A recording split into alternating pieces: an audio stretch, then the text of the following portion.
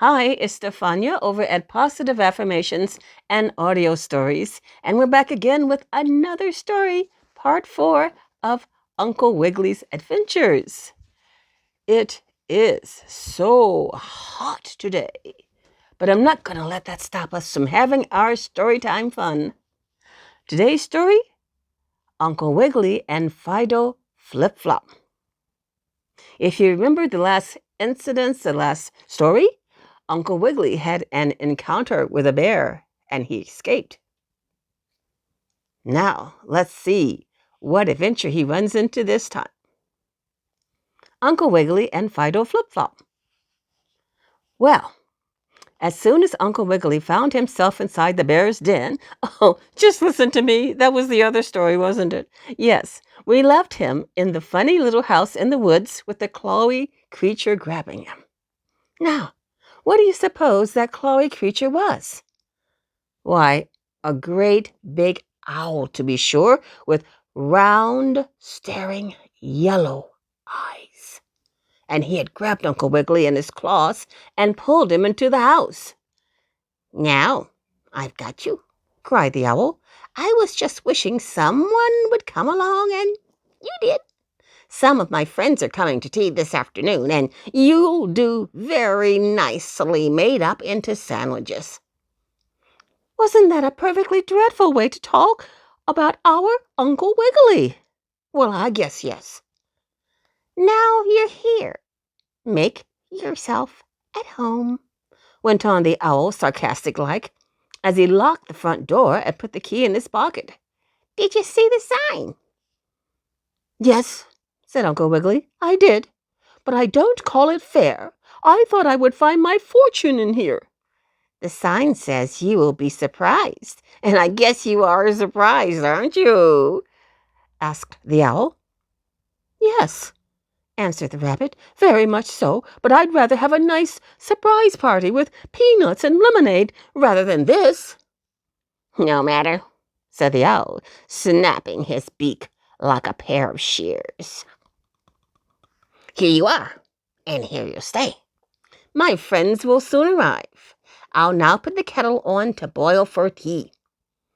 Well, poor Uncle Wiggily didn't know what to do. He couldn't look in his case to see if there was anything in it by which he might escape, for he had dropped the case outside when the owl grabbed him, and he had only his barber pole crutch. "Oh, this is worse and worse," thought the poor old rabbit. But listen, Johnny Bushytail is outside the owl's house, and he's going to do a wonderful trick. As soon as he saw the door shut on Uncle Wiggily, that brave squirrel boy began to plan how he could save him. And the first thing he did was to gather up a lot of acorns. Then he perched himself on a tree right in front of the owl's door, and Johnny began throwing acorns at it. Rat-a-tat-tat went the acorns on the wooden panels. "Oh, those must be my friends!" exclaimed the bad owl, opening the door a little crack so he could peek out, but taking care to stand in front of it so that Uncle Wiggily couldn't slip out. But of course the owl saw no one. "It must have been the wind," he said as he shut the door. Then Johnny Bushytail threw some more acorns at the door. Pitter-pat, pitter-patter, patter-pit, they went like hailstones in an ice cream can. "Oh, these are my friends for sure this time," thought the owl. And once more he looked out, but no one was there. It must have been a tree branch hitting against the door," said the owl, as he sharpened a big knife which to make sandwiches.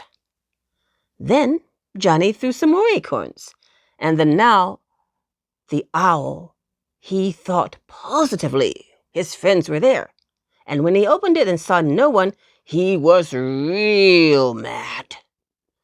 "Someone is playing tricks on me," exclaimed the savage bird. "I'll catch them next time." Now, this is just what Johnny Bushytail wanted.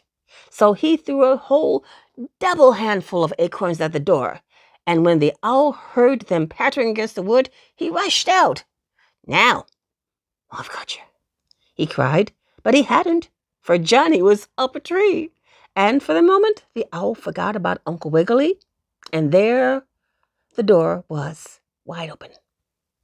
"Run out, Uncle Wiggily! Run out!" cried Johnny, and out the old gentleman rabbit hopped, catching up his case, and away into the woods he ran, with Johnny scurrying along in the tree tops behind him and above him, and laughing at the owl, who flew back to his house, but too late to catch the bunny.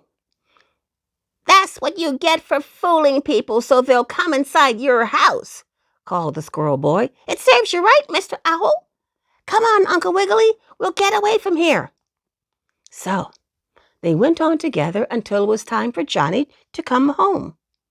And he said he'd tell Uncle Wiggily's friends that he had met the old gentleman rabbit and that he hadn't found his fortune yet, but that he was looking for it every minute and had had many adventures.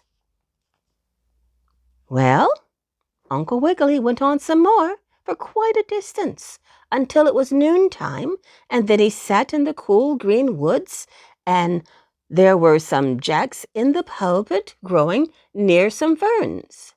And there Uncle Wiggily ate his lunch of lettuce sandwiches with carrot and butter on them, and gnawed on a bit of potato. Just as he was almost through, he heard a rustling in the bushes, and a voice exclaimed, "Oh dear!" "Why, what's the matter?" asked Uncle Wiggily, thinking perhaps an adventure was going to happen to him. "Who are you?" "Oh dear!" exclaimed the voice again. Then, before the old rabbit could jump up and run away, even if he had wanted to, out from under a big bush came a little white poodle dog with curly, silky hair. He walked right up to Uncle Wiggily, that dog did, and the rabbit wasn't a bit afraid, for the dog wasn't much bigger than he was, and looked very kind. "What do you want, doggie?" gently asked Uncle Wiggily. The dog didn't answer, but he gave a short little bark, and then he began turning somersaults. Over and over he went, sometimes backward and sometimes forward and sometimes sideways, and when he was finished, he made a low bow and walked around on his two hind legs just to show he wasn't proud or stuck up. "There!" exclaimed the poodle doggie. "Is that worth something to eat, Mr. Rabbit?" "Indeed it is," answered Uncle Wiggily, "but I would have given you something to eat without you doing all those tricks, though I enjoy them very much. Where did you learn to do them?" "Oh, in the circus where I used to be, I always had to do tricks for my dinner," said the doggie. "What's your name?" asked Uncle Wiggily. "Fido Flip Flop," was the answer. "You see, they call me that because I turn so many flip-flops." And then Uncle Wiggily gave him some lunch and told the dog about how he himself was traveling all over in search of his fortune. "Why, that's just what I'm doing too!" exclaimed Fido Flip Flop. "Suppose we travel together and maybe we'll each find a fortune." "That's just what we'll do," agreed Uncle Wiggily. And then, all of a sudden, before you could open your eyes and shut them again, two savage foxes jumped out from behind a big stump.